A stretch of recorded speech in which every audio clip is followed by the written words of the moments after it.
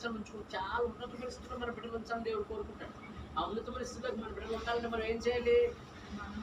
వారిని దేవుడు పోలికలోకి వచ్చాక ఎంత ఒక రూపాయలు ఇచ్చేస్తాడు. ఏ రూపం? శారీరక సంబంధం రూపం దేవుడు ఇచ్చేస్తాడు. ఆత్మ సంబంధమైన పోలిక ఇవ్వాల్సిన బాధ్యత ఎవరికి ఉంది?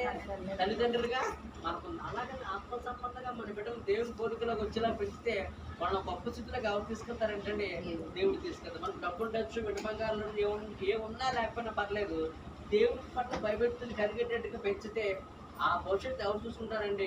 సృష్టికర్త దేవుడు. మనం కొంతవరకు డబ్బు తక్కువ వచ్చి ఎక్కువ ఇచ్చో తక్కువ వచ్చే దేవుడు ఎప్పుడు కూడా మనం అడగడం.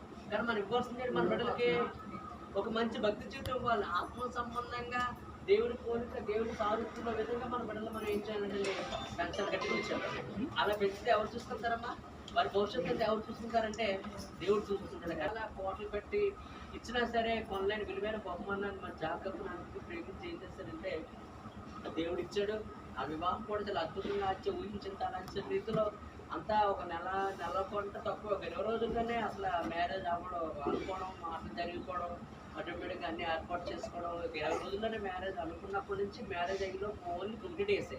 20 రోజులు మొత్తం మ్యారేజ్ అంతా అయిపోయింది. మరి వెంటనే మరి సంవత్సరం జరగకుండా మరి డిసెంబర్ 30 వాళ్ళకి మ్యారేజ్ ఫస్ట్ యానివర్సరీ. ఈ లోపే దేవుడు పెట్టి ఇచ్చేసినా ఇచ్చేయచ్చు. అంతా రెప్పపాటులో జరిగిపోయింది. ఏంటి? వివాహం కుదరడం 20 రోజులు, మళ్ళీ 1 year ఆడుకున్నాను. దేవుడు వాళ్ళకి ఏం చేశాడు? మంచి గర్భఫలాలు ఇచ్చాడు. కనుక మరి వీళ్ళిద్దరు ప్రార్థన చేయండి. మరి భవిష్యత్తు కూడా దేవుని కనుక ఆశీర్వదికరంగా ఉండాలని, శరీరం ఉండాలని, వీళ్ళిద్దరు భూమిని నిండించి దాన్ని ఏం చేయాలంటే అభివృద్ధి మధ్య లోపించాలంటే జాగ్రత్త భర్త కూడా మరి వారి వారి అనుకున్నప్పుడు సంతానం దేవుడు ఇస్తాడు.